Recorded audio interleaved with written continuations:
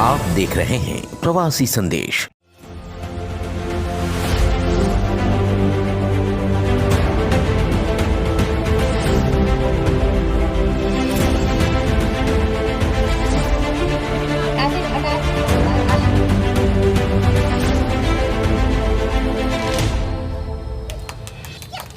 Clap over. Robbery and theft situation by Naveez.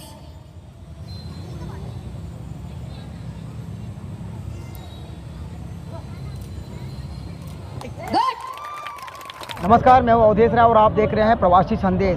Meera Bhayandar में आज NCP के डॉक्टर जितेंद्र आव्हाड, जो कि महाराष्ट्र के गृह निर्माण मंत्री भी हैं, आज उनके द्वारा यहां पे एनसीपी ने 4 से 5 कार्यालय ऑफिस का उद्घाटन किया और नया नगर में उन्होंने कार्यकर्ताओं को संबोधित किया। आइए देखते हैं क्या कहना है डॉक्टर जितेंद्र आव्हाड का।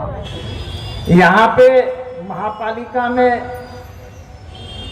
ना मेयर का राज है, ना स्टैंडिंग कमेटी का राज है, ना ढोले ना क्या रे दिलीप ढोले ना दिलीप ढोले का राज है। यहाँ तो एक ही आदमी की चलती है, नरेंद्र मेहता। अमेरिका में 911 मालूम है ना 911 क्या है, और मीरा भाईंदर में 711।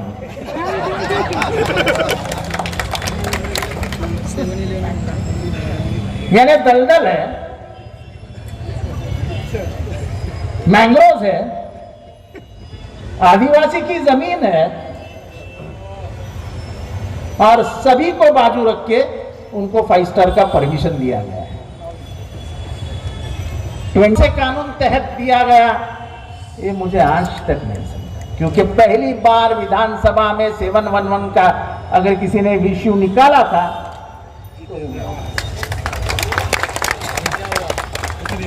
और तो उन्होंने आके वापस जवाब भी दिया था, लेकिन जवाब में कोई ताकत नहीं।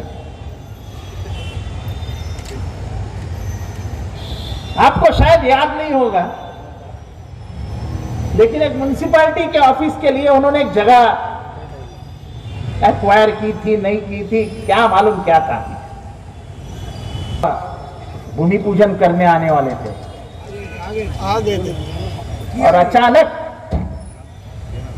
मैसेज आया कि मुख्यमंत्री नहीं आएंगे, और उसके बाद उस जगह का इस्तेमाल भी नहीं हुआ। वो जगह क्या थी?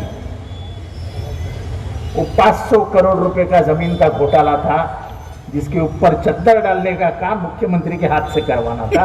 लेकिन तभी की जो कलेक्टर साहिबा थी अश्विनी जोशी, उन्होंने वक्त पे लगाम अपने हाथ में लिया और बराबर बटन दबा के मुख्यमंत्री को रोक दिया। जो नरेंद्र मेहता चाहता था पिछले 7 साल में, वो जो वो चाहता था वो हुआ। तो दूसरी ओर आपने मुजफ्फर हुसैन को टारगेट किया, किस तरीके से सेन लगाई जा रही है मुस्लिम वोटों में, आप बताएंगे जरा। मुस्लिम वोटों में नहीं आया, मैं इंसानों में आया। मैं हिंदू मुसलमान करने कभी किसी रास्ते पे नहीं जाता हूँ, कोई शहर में नहीं जाता हूँ। यहाँ पानी आता है क्या पानी सिर्फ मुसलमान पीता है, हिंदू नहीं पीता है? पानी की समस्या पूरे शहर में, रास्ते की समस्या पूरी शहर में, क्या उसके खिलाफ आवाज उठाना गलत बात है? मैं उसके खिलाफ आवाज उठा।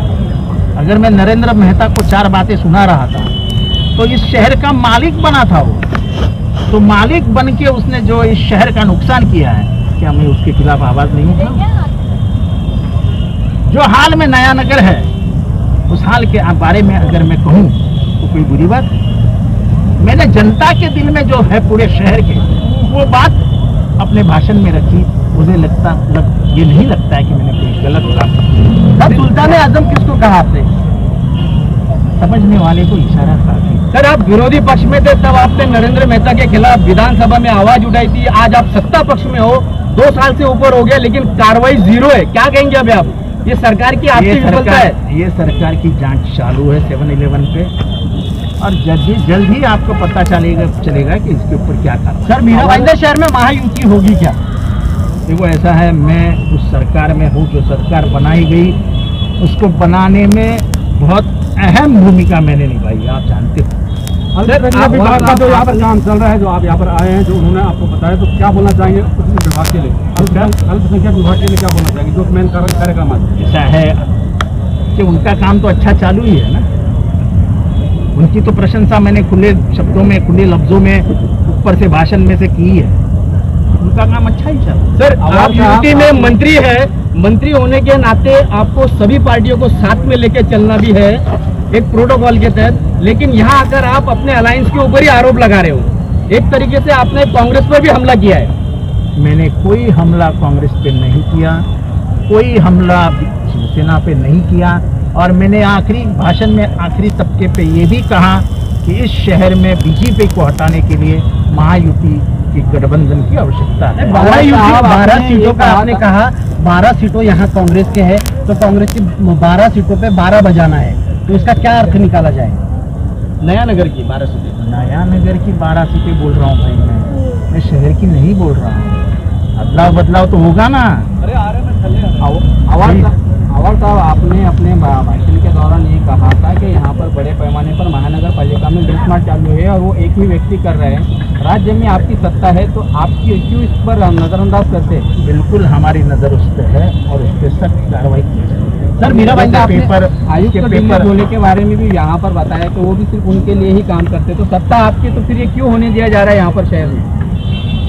देखो, ऐसा है कि जब हम कोएलिशन गवर्नमेंट में काम करते हैं तो फिर सिर्फ एक पार्टी के विचार मान नहीं चलते, बहुत संभल में।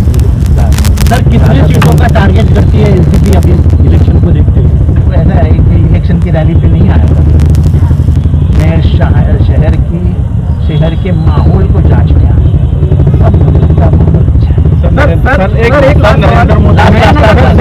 नगर में तो सेल लगा रहे हैं आप, शिवसेना गली हो, चाहे 7-11 क्लब वाला एरिया हो, चाहे बीपी रोड हो, टारगेट तो पूरा शहर है।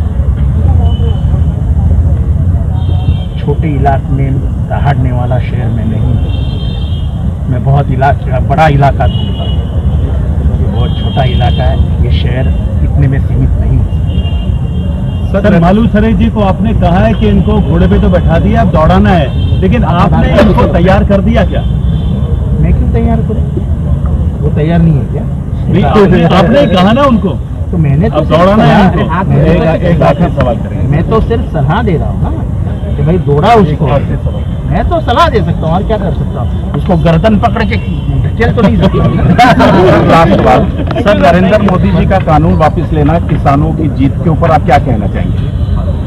उनको जब ये पता चला कि उत्तर प्रदेश में बहुत बुरी तरह वो हार रहे हैं और उत्तर प्रदेश के बाद पूरे देश में सफाया हो जाएगा, तो उन्होंने अपने कानून वापस लिए। आज आपको जो बनना है, इसके बारे में आप क्या कहेंगे? मीरा भाईंदर की कमान आपके सर पे दी गई है, बहुत बड़ी जिम्मेदारी है, और खासकर नया नगर में जो 12 सीटें हैं, उसके बारे में आप एक मतलब 10 वालों का 12 सीट जो नया नगर में है, उसमें तो हम पूरा लड़ेंगे। दूसरी चीज़ है कि अवार्ड साहब ने जो हमारे ऊपर जिम्मेदारी दिया है, वो पहले दिन से मैं निभाते आ रहा हूँ। आगे उन्होंने एक सलाह दिया है कि मेरे को घोड़े पे सवार होके पूरा मीरा भाईंदर में संगठन का काम करना है, और आने वाले 22 की इलेक्शन का रिजल्ट उनको देना है, और उनके जो उन्होंने मेरे से अपेक्षा रखी है, उस अपेक्षा में खड़ा उतरूंगा। उन्होंने एक बात और कहा कि आप और फास्ट हो जाइए, क्या कहीं आप? मैं डेफिनेटली, मैं अभी तक समझो संगठन के ऊपर ध्यान दे रहा था, आगे जाके मैं इस मीरा भाईंदर की अलग अलग समस्या पर आंदोलन करने की कोशिश करूंगा, और उस आंदोलन के माध्यम से घोड़े पे सवार हो जाऊंगा। उन्होंने एक बात और कहा कि पहले राष्ट्रवादी कांग्रेस यहाँ मीरा भाईंदर में राज करती थी, कुछ लोगों की जो धोखेबाजी गद्दारी की, जिसकी वजह से आज हम गिनती पे रह गए हैं, हमें वापस से मीरा भाईंदर में सत्ता लाना है। आप किस तरह से मेहनत करेंगे? और कैसे मेहनत करने का मैंने प्लान किया है। एक तो मीरा भाईंदर में जिला कमेटी से लेके बूथ कमेटी तक जाके संगठन बनाना, और दूसरा मीरा भाईंदर शहर के जो समस्या है उसको उठा के लोगों तक लेके जाना कि भाई मैं करने के लिए तैयार हूँ। राष्ट्रवादी फिर एक बार आपको सेकुलर वोटर को इकट्ठा करने की कोशिश करेगी। आज हमारा कार्यक्रम बहुत सफल रहा। हमारे गृह निर्माण मंत्री, साथ में हमारे प्रदेश अध्यक्ष भी आए थे, उन्होंने हमारे काम को सराहा, और अल्पसंख्यक विभाग ने ये दिखाया कि हमने अभी तक किया क्या है और आगे हमारा विज़न क्या है अल्पसंख्यक को लेकर। उसकी हमने एक झलकियाँ दिखाई है और आगे अभी पूरी तस्वीर बाकी है। शुरुआत आज से हो चुकी है। उन्होंने एक बात भी कही, जिससे आपने आज कार्यालय ओपनिंग किया, 24 घंटे तक कार्यालय खुलाना चाहिए, क्योंकि अगर आपने कार्यालय खोला है तो लोगों की सेवा के लिए। ये तो साहब ने बोला है, हम 24 घंटे खुले हैं। आपको बताना चाहता हूँ, अभी कोरोना की दूसरी लहर आई थी, हमने हेल्पलाइन नंबर जो जारी किया उसको बंद नहीं किया है, वो 24/7 है। अगर 24 घंटे तो आदमी ऑफिस में नहीं बैठ सकता। हमारा नंबर लिखा है, आप फ़ोन करिए, हम रात में घर में हैं, घर से उठ के आएंगे और आता भी हूँ। महिलाओं के लिए आपने कई सारी सुविधाएं यहाँ पे उपलब्ध कराई है, उसके बारे में बताना क्या क्या सुविधाएं हैं? ऐसा है कि हमारे राष्ट्रीय नेता शरद चंद्र पवार साहब का कहना है 50% रिजर्वेशन महिलाओं को दिया जाए, और महिला एम्पावरमेंट की लोग बात करते हैं। मैं आपको आज बताना चाहता हूँ, महिला एम्पावरमेंट वो है, आज हमारी औरतें नकाब में रहने के बाद, पर्दे में रहने के बाद हमारे कंधे से कंधा मिलाकर चल रही हैं। वो आज की रैली में दिखाई दे दिया। हम अपनी औरतों को सिर्फ घरों में नहीं रखते, वो हमारे साथ हर जगह हर मोर्चे पे खड़ी हैं, और इसका नज़ारा देश ने शाहीन बाग के रूप में देखा, मुंबई बाग के रूप में देखा। अभी मीरा रोड में हमारी औरतें हर एक गलतियों का, हर एक बुरे कामों का जवाब देने के लिए सक्षम है। हम तैयार करके रखे हैं। जो आपने यहाँ पे सुविधा को उपलब्ध कराया महिलाओं के लिए, क्या मीरा रोड के लिए कराया या मीरा भाईंदर? मीरा रोड में मोस्टली यहाँ पे अल्पसंख्यक के लिए महिलाओं में मैंने ऐसा किया है कि हर एक सोसाइटी जाकर उनको ऐसी ट्रेनिंग दी जाए सेल्फ डिफेंस की, जिससे कभी उनके पास कोई मुसीबत आए तो सामना कर सकें। शहरवासियों को ये संदेश दे रहा हूँ मैं आपके माध्यम से कि हमारा हर एक सिपाही आपके लिए खड़ा हुआ है। राष्ट्रवादी का सिंबल पे आप भरोसा कर सकते हो, और किसी भी सिपाही को आवाज़ दोगे तो वो आपके साथ खड़ा रहेगा। हर एक गलत काम के खिलाफ राष्ट्रवादी खड़ी है और आगे खड़ी रहेगी। तो उठता है कि महिलाओं को कहीं ना कहीं आगे करके आप वोट बैंक तो नहीं जीतना चाहते हैं, क्योंकि लोग महिलाओं को आगे करके अपने आप को दिखाते हैं कि हम महिलाओं के लिए हमेशा आगे आते हैं। क्या एनसीपी उनके साथ में हमेशा कंधे से कंधा मिला के या उनके लिए खड़ी रहेगी? देखिए, ये पहली बार नहीं है कि जो महिलाओं के लिए एनसीपी ने कुछ किया है। आज अगर वोट बैंक की बात होती तो इससे पहले आप बहुत सारी किताबों के वर्क पलटा के देख लीजिए क्या कुछ हमने महिलाओं के लिए किया है। ये वोट बैंक की बात बिल्कुल भी नहीं है, क्योंकि हमें अभी तक भी पता नहीं है कि इलेक्शंस होना है, हम लड़ेंगे नहीं लड़ेंगे। तो हम जो कर रहे हैं वो वाकई में वुमेन एम्पावरमेंट के लिए कर रहे हैं, और चाहे इलेक्शन लड़े ना लड़े, ये हमारा काम चलता रहेगा। मैं पर्सनली 2015 से ये काम यहाँ मीरा भाईंदर में कर रही हूँ। मैंने तो उसके बाद का इलेक्शन नहीं लड़ा, और आगे भी इसी तरह चलता रहेगा। तो मैं समझती हूँ कि महिलाओं के लिए अगर कुछ काम कर रहा है कोई, उसे वोट बैंक की तरह बिल्कुल ना देखा जाए। कुछ अपने लोगों के लिए सुविधा दिया है फ्री में, चाहे वो कंप्यूटर क्लासेस हो, चाहे बुक हो, चाहे सेल्फ डिफेंस हो, उसके बारे में बताइए ना। देखिए, राष्ट्रवादी अल्पसंख्यक विभाग ने अपनी कार्यशैली थोड़ी बदली है। वो चाहती है कि हम समाजकारण ज़्यादा करें, राजकारण कम करें, क्योंकि जब समाजकारण आप करते हो और लोगों से जो जुड़ते हो ना, तो अपने आप वो आपके साथ खड़े रहते हैं, आपकी ताकत एकदम मजबूत होते हो आप। तो इसीलिए हमने इसमें सबसे पहले, क्योंकि लॉकडाउन में हमने देखा कि लोगों ने अपनी जॉब्स लूज़ की। आज सबसे बड़ा मुद्दा अगर यहाँ कुछ होगा तो वो है रोज़गार का, इसीलिए हमने उसके ऊपर कॉन्सेंट्रेट करना चालू किया।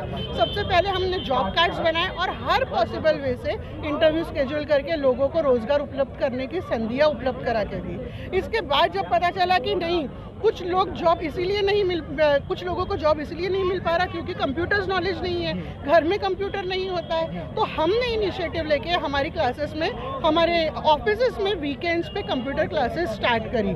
उसके बाद महिलाओं की बहुत सारी, क्योंकि मैं एक लॉयर भी हूँ, महिलाएं बहुत सारी मेरे पास काउंसलिंग के लिए आती है, जिसमें उनके ऊपर जो है वायलेंस होता हुआ मुझे दिखता है, ये इश्यूज बहुत दिखते हैं। तो ऐसे वक्त में सेल्फ डिफेंस बहुत काम में आता है। तो हमने ये एक और इनिशिएटिव लेने की सोची कि क्यों ना महिलाओं को सेल्फ डिफेंस सिखाया जाए।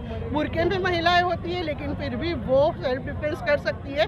ये कॉन्फिडेंस उनमें जगाना बहुत ज़रूरी है, और इसीलिए हमने ये भी कदम उठाया है। ये जैसे कि आपने देखा कि महाराष्ट्र के गृह निर्माण मंत्री डॉक्टर जितेंद्र आव्हाड ने मीरा भाईंदर में आज जनता को संबोधित करते हुए यहाँ की जो सत्ताधारी पार्टियां हैं उन्हें जमकर कोसा। उनका मानना है कि ये यहाँ पे कार्य करने के लिए नेता बने थे, लेकिन ये केवल अपनी कुर्सी बजाने के लिए और अपनी जेब भरने के लिए ही रह गए। अगर नगर सेवकों को भी मिलना होता है उनसे, तो उन्हें चिट्ठी देके जाना होता है। अगर आप, तो आम जनता का क्या हाल होगा? अगर आप यहाँ पे नेता हो तो जनता की समस्याओं को रूबरू हो और उनकी समस्या का समाधान करो। और उन्होंने एक बात और कहा कि यहाँ पे जो दो नेता हैं बड़े बड़े, उन्होंने बिना नाम लिए कहीं ना कहीं उन्होंने इशारा किया नरेंद्र मेहता और मुजफ्फर हुसैन के ऊपर कि ऐसे नेताओं को जड़ से उखाड़ फेंकना है और एनसीपी को वापस से मीरा भाईंदर में लाना है। जैसे कि पहले यहाँ पे एनसीपी राज्य करती थी, वापस से मीरा भाईंदर में एनसीपी को लाना है।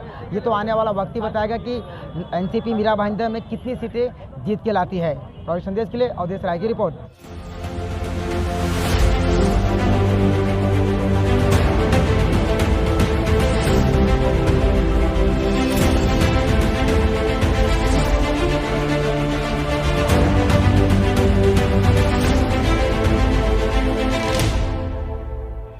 प्रवासी संदेश को लाइक करें, शेयर करें, कमेंट करें, सब्सक्राइब करें और बेल आइकन जरूर दबाएं।